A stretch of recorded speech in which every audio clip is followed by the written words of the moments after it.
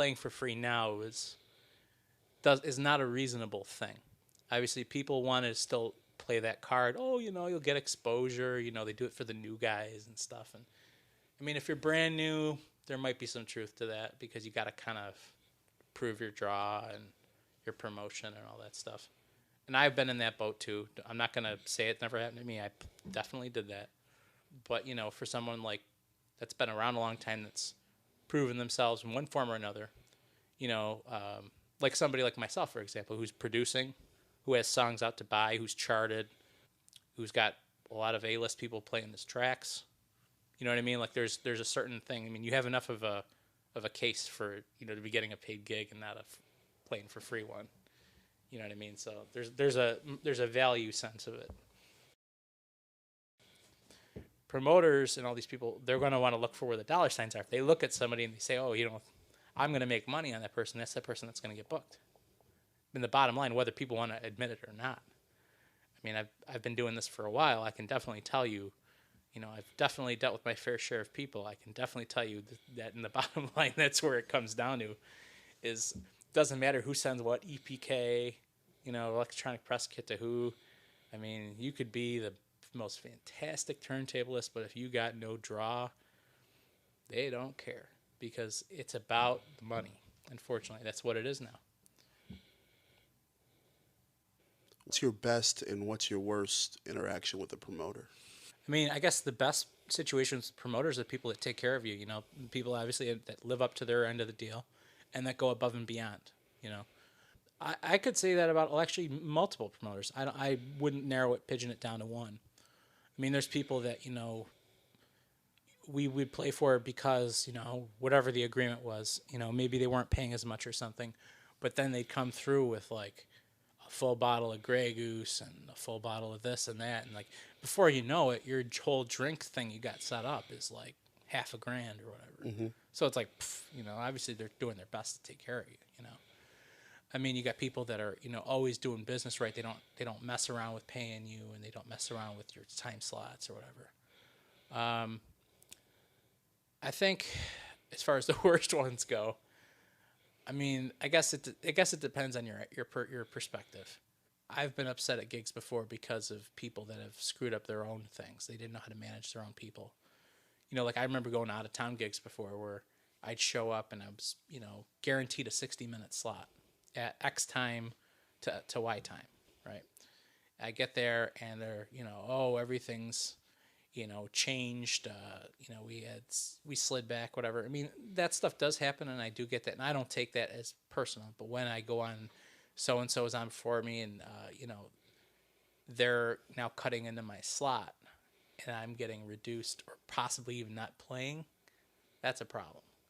Especially when I'm coming out of my own time to get there. I'm driving on my own gas, whatever. That kind of stuff is just very unprofessional to me. I would never do that to another DJ. When I was doing events, I mean, people that know me personally or that have dealt with me know that when I've done stuff, I'm a straight shooter. I pretty much I stick to what I say.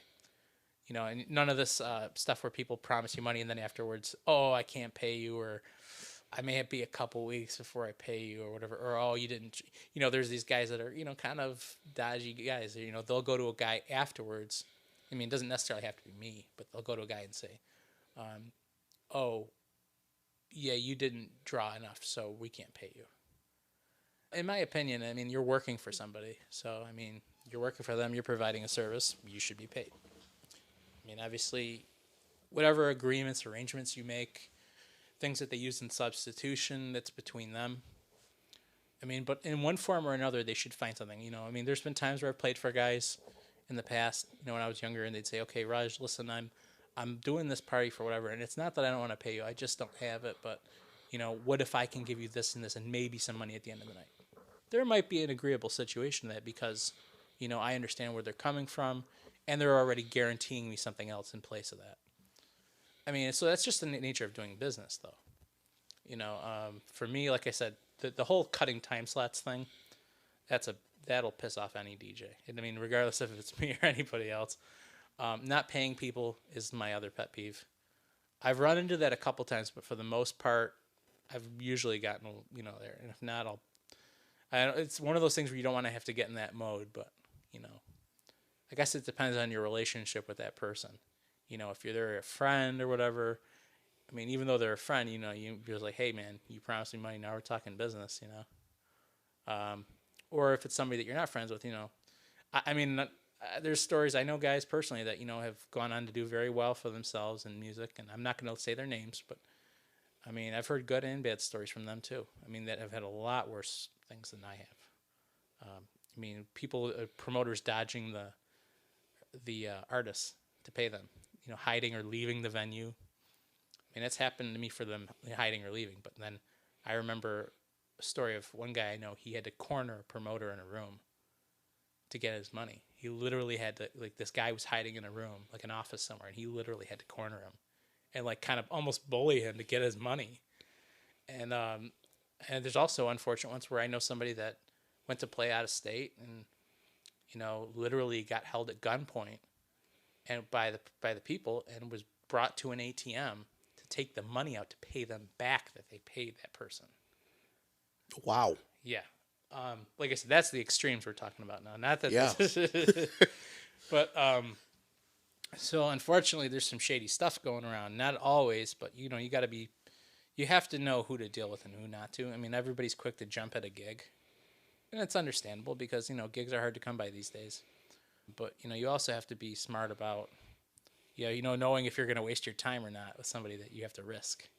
And that's why in this day and age, contracts are gold. You got to have contracts. And I started doing that for myself, probably about 4 years ago.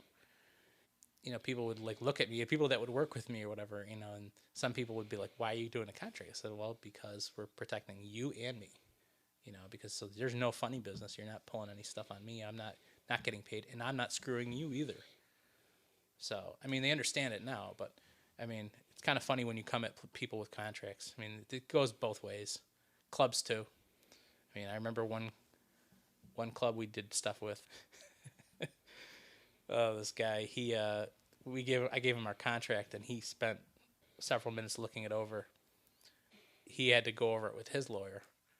It was something I wrote. Mm-hmm. And he got back to me, and he was normally the owners. Well, let me rephrase that. Sometimes the owners are there at the nights of their club, and sometimes they're not. They have other people running their business. This guy was there the entire night, and he was watching over everything to make sure nothing was going wrong. Because he was shaking from whatever was in that contract. Because I think you found another career. Yeah. Well, I'm professional. That's all I can say about that.